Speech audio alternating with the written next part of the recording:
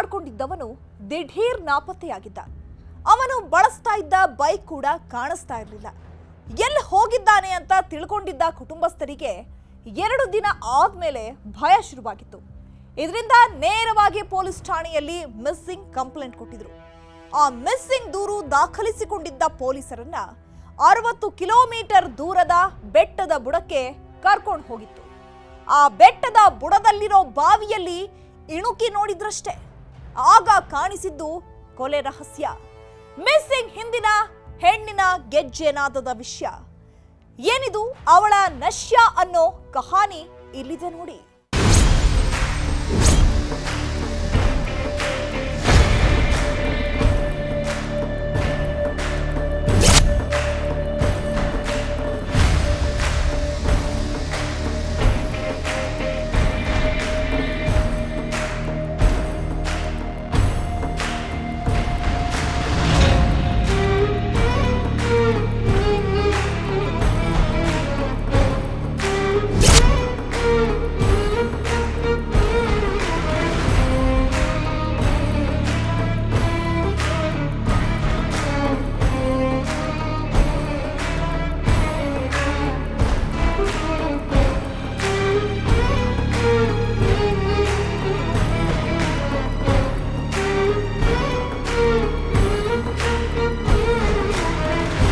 ಸುತ್ತಲೂ ಬೆಟ್ಟ ಗುಡ್ಡಗಳು, ಕಲ್ಲು ಬಂಡೆಗಳಿಂದ ಕೂಡಿರೋ ಗುಡ್ಡಗಳವು.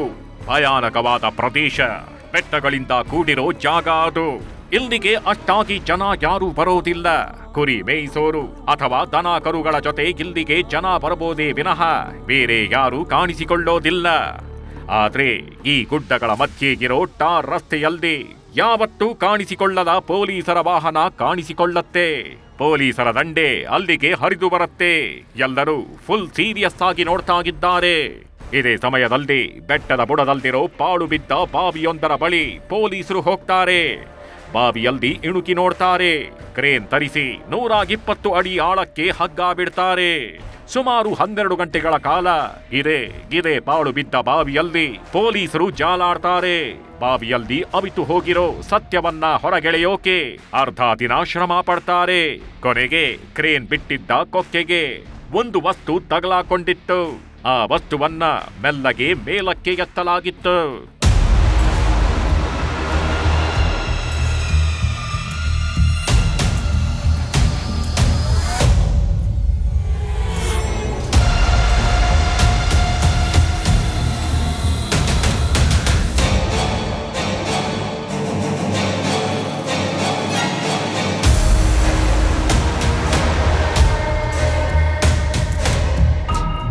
ಕ್ರೇನಿನ ಕೊಕ್ಕೆಗೆ ತಗಲಾಕೊಂಡಿರೋ ಗೋಣಿ ಚೀಲ.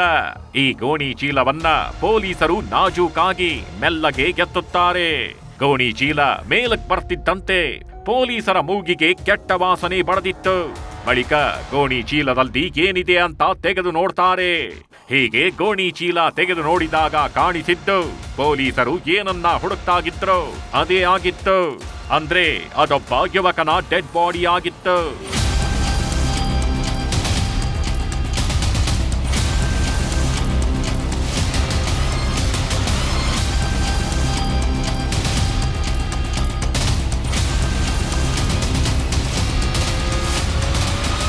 ಯುವಕನ ಡೆಡ್ ಬಾಡಿ ಪಾಳು ಬಿದ್ದ ಬಾವಿ ಸೇರಿ ಅದಾಗಲೇ 11 ದಿನಗಳು ಆಗೋಗಿತ್ತು. 120 ಅಡಿ ಆಳ ಸೇರ್ಬಿಟ್ಟಿತ್ತು. ಹೀಗಾಗಿ ಶವ ಕೊಳತು ಹೋಗಿತ್ತು. ಆದರೆ ಶವದ ಮೇಲಿದ್ದ ಪಟ್ಟೆ ನೋಡಿ ನಾವು ಹುಡುಕುತ್ತಿದ್ದ ಯುವಕ ಈತನೇ ಅನ್ನೋದನ್ನ ಪೊಲೀಸರು ಕನ್ಫರ್ಮ್ ಮಾಡ್ಕೊಂಡಿದ್ರು. ಇಷ್ಟೇ ಅಲ್ಲ, ಇದೇ ಪಾಳು ಬಿದ್ದ 2 ಕಿಲೋಮೀಟರ್ ದೂರದಲ್ಲಿರೋ ಕೆರೆಯ ಬಳಿ ಪೊಲೀಸರು ಸೇರ್ಬಿಡ್ತಾರೆ. ಮುಳುಗು ತಜ್ಞರು ನೀರಿನಲ್ಲಿ ಮುಳುಗಿ ಎದ್ದಿದ್ರು. ಈ ವೇಳೆ ಕೆರೆಯ ಹೂಳು ಸೇರಿ ಬಿಟ್ಟಿದ್ದ ಬೈಕ್ ಒಂದು ಸಿಗತ್ತೆ. ಪೊಲೀಸರು ಆ ಬೈಕನ್ನ ಮೇಲಕ್ಕೆ ಎತ್ತಿದ್ರು.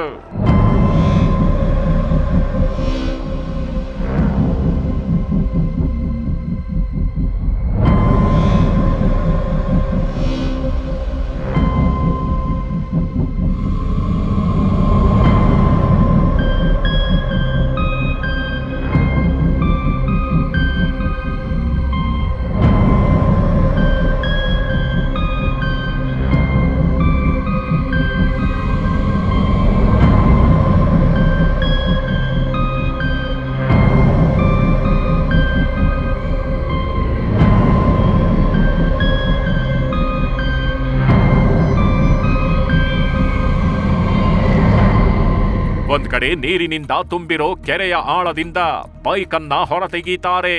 ಮತ್ತೊಂದ್ ಕಡೆ ಬೆಟ್ಟ ಗುಡ್ಡಗಳ ಬುಡದಲ್ಲಿರೋ 120 ಅಡಿ ಆಳದ ಬಾವಿಯಲ್ಲಿ ಶೋಧ ಕಾರ್ಯ ನಡೆಸಿ ಯುವಕನೋರ್ವನ ಮೃತದೇಹ ಹೊರಗೆ ತೆಗೀತಾರೆ.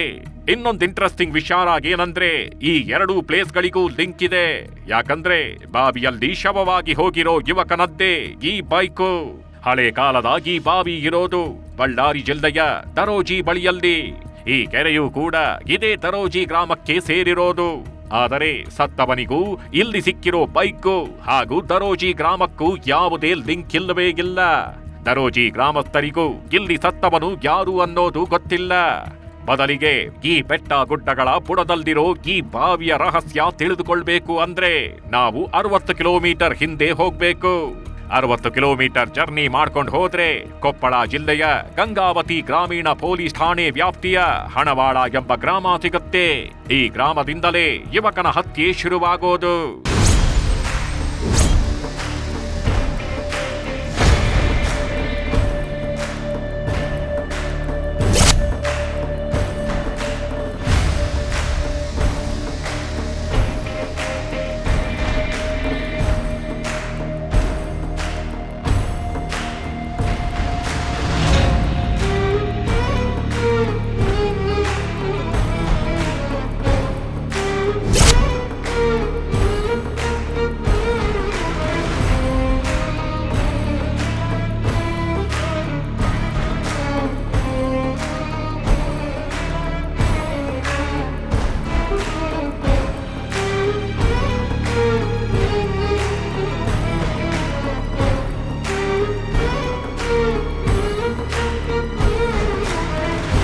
ಎಸ್, ಗಂಗಾವತಿ ತಾಲೂಕಿನ ಇದೇ ಹಣವಾಳ ಗ್ರಾಮದ ಯುವಕನೇ ಇಲ್ಲಿ ಕೊಲೆಯಾಗಿ ಹೋಗಿರೋದು.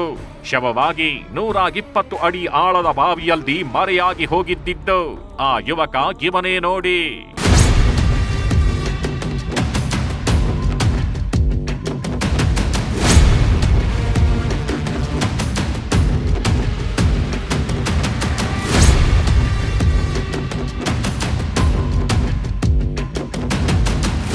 ನೀಟಾಗಿ ಶೇವಿಂಗ್ ಮಾಡಿಸ್ಕೊಂಡು ಕಣ್ಣಿಗೆ ಕೂಲಿಂಗ್ ಗ್ಲಾಸ್ ಹಾಕೊಂಡು ಹೀರೋ ರೇಂಜ್ಗೆ ಹೇರ್ ಸ್ಟೈಲ್ ಮಾಡ್ಕೊಂಡು ಲುಕ್ ಕೊಡ್ತಿರೋ ಈ ಯುವಕನೇ ಇದೀಗ ಕೊಲೆಯಾಗಿ ಹೋಗಿರೋದು. ಈತನ ಹೆಸರು ಸುರೇಶ್. ಕೇವಲ 27 ವರ್ಷ ವಯಸ್ಸು. ಡಿಗ್ರಿ ಮುಗಿಸಿರೋ ಈ ಸುರೇಶ್ ಮುಂದಿನ ವಿದ್ಯಾಭ್ಯಾಸ ನಿಲ್ಲಿಸಿ ಕೃಷಿ ಕಡೆ ಮುಖ ಮಾಡಿದ್ದ. ಗ್ರಾಮದಲ್ಲಿ ರೈತರ ಬಳಿ ಜಮೀನುಗಳನ್ನ ಲೀಸಿಗೆ ತೆಗೆದುಕೊಂಡು ಕೃಷಿ ಮಾಡುತ್ತಿದ್ದ. ಹೀಗಿದ್ದವನು ಕಳೆದ ಏಪ್ರಿಲ್ 30ನೇ ತಾರೀಕು ದಿಢೀರ್ ನಾಪತ್ತೆಯಾಗಿ ಹೋಗಿದ್ದ. ನಾಪತ್ತೆ ಕೇಸ್ ಬೆನ್ನತ್ತಿದ ಗಂಗಾವತಿ ಗ್ರಾಮೀಣ ಠಾಣೆ ಪೊಲೀಸರು ನಿಗೂಢವಾಗಿ ನಡೆದು ಹೋಗಿದ್ದ ಹತ್ಯೆಯ ಸತ್ಯವನ್ನ ಭೇದಿಸಿದ್ದಾರೆ. ಪಾಳು ಬಿದ್ದ ಬಾವಿಯಲ್ಲಿ 120 ಅಡಿ ಆಳ ಸೇರಿ ಬಿಟ್ಟಿದ್ದ ಹತ್ಯೆಯ ಸತ್ಯವನ್ನ ಹೊರಗೆ ಎಳೆದು ಬಿಟ್ಟಿದ್ದಾರೆ. ದಿನಾಂಕ 30 ಏಪ್ರಿಲ್ ರಂದು ಗಂಗಾವತಿ ಗ್ರಾಮೀಣ ಠಾಣೆಯಲ್ಲಿ ಸುರೇಶ್ ಜುಡಿ ಅನ್ನೋರು, ಸುಮಾರು 35 ವರ್ಷದವರು, ಇವರು ಮಿಸ್ಸಿಂಗ್ ಆಗಿದ್ದಾರೆ ಅಂಥೇಳಿ ಅವ್ರ ತಂದೆ ಆದಂಥ ಶರಣಪ್ಪ ಜುಡಿ ಅವರು ಒಂದು ಮಿಸ್ಸಿಂಗ್ ಕಂಪ್ಲೇಂಟನ್ನು ಕೊಟ್ಟಿದ ಮೇರೆಗೆ ಗಂಗಾವತಿ ಗ್ರಾಮೀಣ ಠಾಣೆಯಲ್ಲಿ ಪ್ರಕರಣ ದಾಖಲಾದ ಮೇರೆಗೆ ಇದು ನಾವು ಟೆಕ್ನಿಕಲ್ ಅನಾಲಿಸಿಸ್ ಹಾಗೂ ಬಾತ್ಮೀದಾರಿಂದ ನಾವು ವಿಚಾರಣೆ ಮಾಡಲಾಗಿ ಅದು ಒಂದು ಮರ್ಡರ್ ಕೇಸ್ ಅಂತ ನಮಗೆ ದೃಢಪಟ್ಟ ಮೇರೆಗೆ BA ಓದಿ ಊರಲ್ಲಿ ಕೃಷಿ ಮಾಡಿಕೊಂಡಿದ್ದ 27 ವರ್ಷದ ಈ ಸುರೇಶ್ ನಿಗೂಢವಾಗಿ ನಾಪತ್ತೆಯಾಗಿದ್ದ. 2 ದಿನ ಆದರೂ ಕಾಣಿಸಿರ್ಲಿಲ್ಲ. ಸಂಬಂಧಿಕರ ಮನೆಯಲ್ಲಿ ವಿಚಾರಿಸಿದ್ರು, ಏನೂ ಪ್ರಯೋಜನ ಆಗಿರ್ಲಿಲ್ಲ. ಹೀಗಾಗಿ ಸುರೇಶ್ನ ತಂದೆ ನಾಪತ್ತೆ ದೂರು ನೀಡಿದ್ರು. ನಾಪತ್ತೆ ದೂರು ದಾಖಲಿಸಿಕೊಂಡು ತನಿಖೆಗೆ ಇಳಿದ ಗಂಗಾವತಿ ಗ್ರಾಮೀಣ ಠಾಣೆಯ ಪೊಲೀಸರಿಗೆ ಮೊದಮೊದಲು ಸ್ವಲ್ಪವೂ ಕ್ಲೂ ಸಿಗೋದಿಲ್ಲ. ಮೊಬೈಲ್ ಕೂಡ ಸಿಕ್ಕಿರ್ಲಿಲ್ಲ. ಹೀಗಾಗಿ ಪೊಲೀಸರಿಗೆ ನಾಪತ್ತೆ ಕೇಸ್ ಭೇದಿಸೋದು ಕಷ್ಟ ಆಗಿತ್ತು. ಈ ನಡುವೆ ಕೆಲ ಟೆಕ್ನಿಕಲ್ ಎವಿಡೆನ್ಸ್ ಆರೋಪಿಗಳ ಬಗ್ಗೆ ಸುಳಿವು ಕೊಟ್ಟಿತ್ತು. ಆ ಸುಳಿವು ಆಧರಿಸಿ ತನಿಖೆಗಿಳಿದ ಪೊಲೀಸರಿಗೆ ಸಿಕ್ಕಿತ್ತು ಈ 4.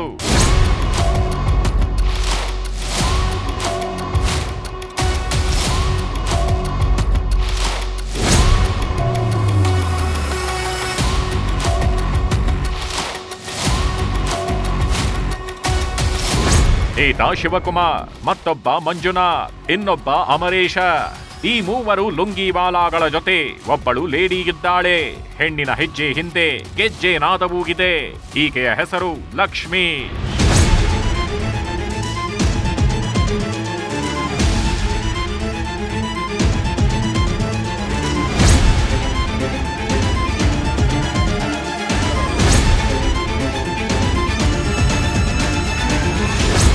ಈ ನಾಲ್ವರು ಆರೋಪಿಗಳು ಕೂಡ ಕೊಪ್ಪಳ ಜಿಲ್ಲೆ ಗಂಗಾವತಿ ಗ್ರಾಮೀಣ ಠಾಣಾ ವ್ಯಾಪ್ತಿಯ ಹಣವಾಳ ಗ್ರಾಮದವರೇ. ಅದರಲ್ಲೂ ಈ ಲಕ್ಷ್ಮಿ ಹಾಗೂ ಶಿವಕುಮಾರ್ ಗಂಡ ಹೆಂಡತಿ. ಮದುವೆಯಾಗಿ 6-7 ವರ್ಷಗಳಾಗಿದೆ. ಇಬ್ಬರು ಮಕ್ಕಳು ಕೂಡಾಗಿದ್ದಾರೆ. ಇರೋಕೆ ಮನೆ, ದುಡಿದು ತಿನ್ನುವ ಶಕ್ತಿಯೂ ಇತ್ತು. ಹೀಗಿದ್ರು ಗಂಡ ಹೆಂಡತಿ ಜೈಲು ಸೇರಿದ್ದಾರೆ. ಈ ಜೋಡಿ ಸಂಬಂಧಿಗಳೇ ಆಗಿರೋ ಮಂಜುನಾಥ್ ಮತ್ತು ಅಮರೇಶ್ ಕೂಡ ಪೊಲೀಸರ ಬಳಿ ಲಾಕ್ ಆಗಿದ್ದಾರೆ. ಸುರೇಶ್ ಹತ್ಯೆ ಪ್ರಕರಣದಲ್ಲಿ 4 ಕೂಡ ಅರೆಸ್ಟ್ ಆಗಿದ್ದಾರೆ. ಶಿವಕುಮಾರ್, ಮಂಜುನಾಥ್, ಲಕ್ಷ್ಮಿ ಹಾಗೂ ಅಮರೇಶ್ ಇವರು ಹಣವಾಳದವರು.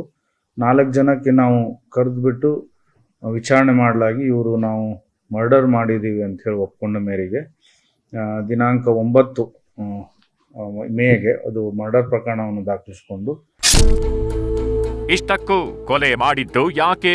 ಹತ್ಯೆ ಕೇಸ್ನಲ್ಲಿ ಲಕ್ಷ್ಮಿ ಯಾಕೆ ಲಾಕ್ ಆದ್ಲು? ಕಾರಣ ಏನು ಅನ್ನೋ ಪ್ರಶ್ನೆಗಳಿಗೆ ಉತ್ತರ ಹುಡುಕಿದಾಗ ಲಕ್ಷ್ಮಿ ಮುನ್ನೆಲೆಗೆ ಬರ್ತಾಳೆ. ಲಕ್ಷ್ಮಿಯಿಂದಲೇ ಇಷ್ಟೆಲ್ಲ ಆಗಿರೋದು. ಈ ಮುಸುಡಿಯಿಂದಲೇ ಯುವಕ ಸುರೇಶ್ನ ಅಂತ್ಯವಾಗಿರೋದು. ಇಲ್ಲೇ ನೋಡಿ ಈ ಲಕ್ಷ್ಮಿಯ ಹೆಜ್ಜೆನಾದ ಕೇಳಿಸೋದು, ಲಕ್ಷ್ಮಿಯ ರಕ್ತ ಸಿಕ್ತ ಹೆಜ್ಜೆ ಗುರುತು ಕಾಣಿಸಿಕೊಳ್ಳೋದು, ಲಕ್ಷ್ಮಿಯ ಅಸಲಿ ಆಟ ಗೊತ್ತಾಗೋದು. ಇವರು ಕಾರಣ ಏನಂತಂದ್ರೆ ಇವರು ಶಿವಕುಮಾರ್ ಅವರ ಹೆಂಡತಿ ಆದಂಥ ಲಕ್ಷ್ಮಿ ಇವ್ರ ಜೊತೆ ಬಂದು ಮಾತಾಡೋದು ಸಂಶಯ ಪಟ್ಟು ಅವರು ಆ ದಿನಾಂಕ 9ರಂದು ಬಂದು ಆದಾಗ ಅವರು ಸಿಟ್ಟಿದ್ದು ಗಲಾಟೆ ಆಗ್ಬಿಟ್ಟು ಕಟ್ಟಿಗೆ ತೊಗೊಂಡು ಹೊಡೆದ ಮೇರೆಗೆ ಇವ್ರದ್ದು ಮರ್ಡರ್ ಆದ್ಮೇಲೆ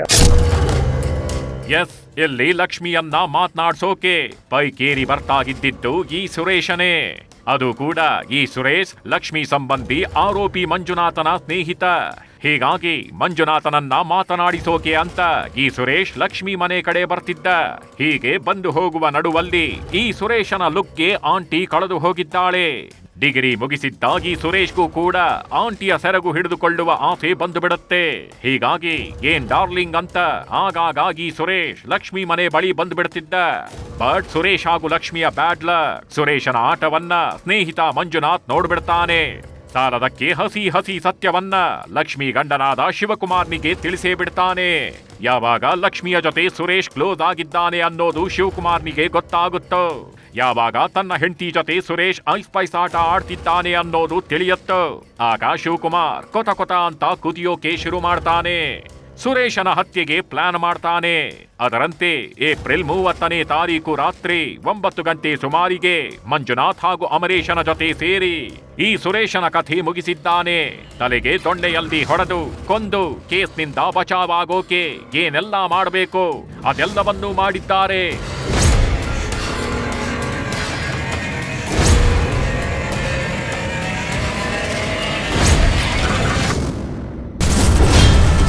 ಡೆಡ್ ಬಾಡಿ ಜೊತೆ 60 ಕಿಲೋಮೀಟರ್ ಜರ್ನಿ.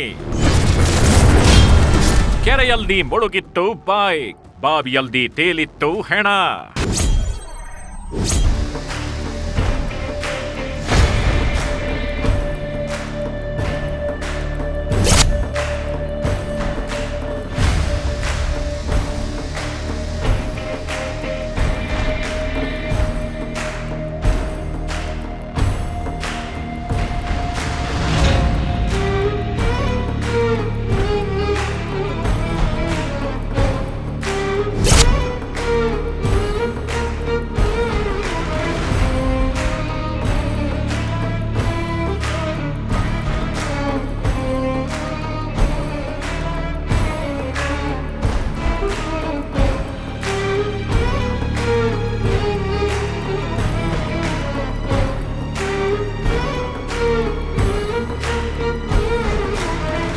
ಡಿಗ್ರಿ ಓದ್ತಿರೋ ಈ ಸುರೇಶ್ಗೆ ಹೆಣ್ಣು ಮಕ್ಕಳ ಹುಚ್ಚು ಜಾಸ್ತಿ.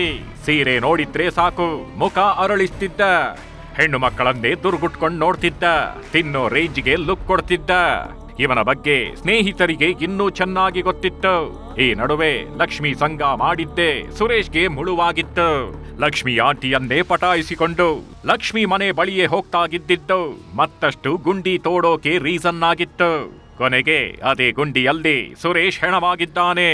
ಹೆಣ್ಣು ಅನ್ನೋ ಮೋಹದ ಗುಂಡಿಯಲ್ಲಿ ಬಿದ್ದು ಲಕ್ಷ್ಮಿ ಗಂಡನ ಕೈಯಲ್ಲಿ ಹೆಣವಾಗಿ ಹೋಗಿದ್ದಾನೆ. ಸುರೇಶ್ನ ಕೊಂದ ಬಳಿಕ ಶಿವಕುಮಾರ್ ಅಂಡ್ ಗ್ಯಾಂಗ್ ಪಕ್ಕಾ ಪ್ಲಾನ್ ಮಾಡುತ್ತೆ. ಈ ಕೇಸ್ನಿಂದ ಬಚಾವಾಗ್ಬೇಕು ಅಂದ್ರೆ ಮೊದಲು ಸುರೇಶ್ನ ಡೆಡ್ ಬಾಡಿ ಯಾರಿಗೂ ಸಿಗದಂತೆ ಮಾಡಬೇಕು. ಸುರೇಶ್ ಜೀವಂತವಾಗಿದ್ದಾನ ಅಥವಾ ಸತ್ತು ಹೋಗಿದ್ದಾನ ಅನ್ನೋದು ಯಾರಿಗೂ ಗೊತ್ತಾಗಬಾರ್ದು ಅಂತ ಈ Shivakumar and gang cinema style ನಲ್ಲಿ ಯೋಚಿಸುತ್ತೆ. ಡೆಡ್ ಬಾಡಿಯನ್ನ ಪೊಲೀಸರಿಗೆ ಸಿಗದಂತೆ ಮಾಡುತ್ತೆ. ಸುರೇಶ್ ಬಳಸುತ್ತಿದ್ದ ಬೈಕ್ ಅನ್ನು ಬಿಡಬಾರದು ಅಂತ ರಾತ್ರೋರಾತ್ರಿ ಜರ್ನಿ ಶುರು ಮಾಡ್ತಾರೆ. ಕಾರ್ನಲ್ಲಿ ಡೆಡ್ ಬಾಡಿ ಹಾಕೊಂಡು 60 ಕಿಲೋಮೀಟರ್ ಜರ್ನಿ ಮಾಡ್ತಾರೆ.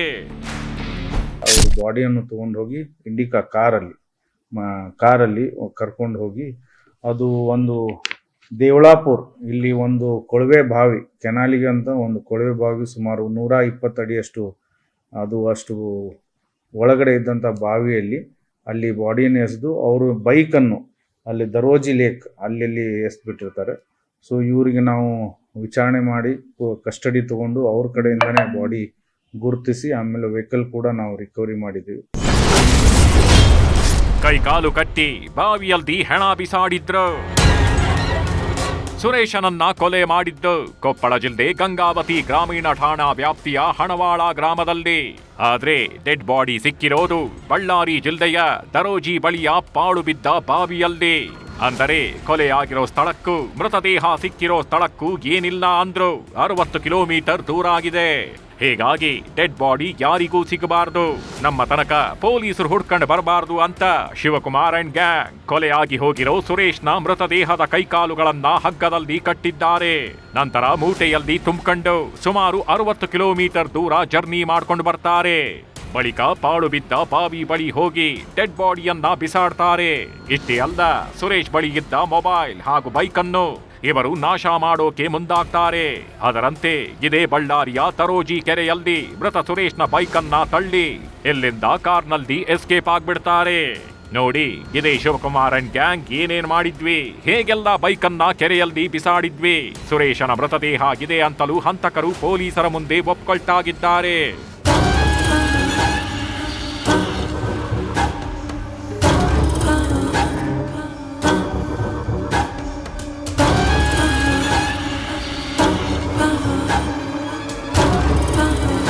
ಇನ್ನು ಕೊಲೆ ಮಾಡಿದ ಬಳಿಕ ಈ ಶಿವಕುಮಾರ್ ಅಂಡ್ ಗ್ಯಾಂಗ್ ನಮಗೇನೂ ಗೊತ್ತಿಲ್ಲ, ನಾವೇನು ಮಾಡೇ ಇಲ್ಲ ಅನ್ನೋ ರೀತಿ ಮನೆಯಲ್ಲಿ ಆರಾಮಾಗಿ ಇದ್ದು ಬಿಟ್ಟಿತ್ತು.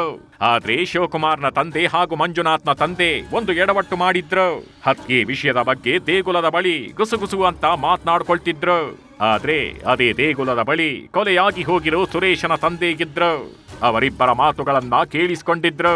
ಹೀಗಾಗಿ ಅನುಮಾನ ಬಂದು ಸುರೇಶನ ತಂದೆ ಪೊಲೀಸ್ ಸ್ಟೇಷನ್ ಮೆಟ್ಟಿಲೇರಿದ್ರು.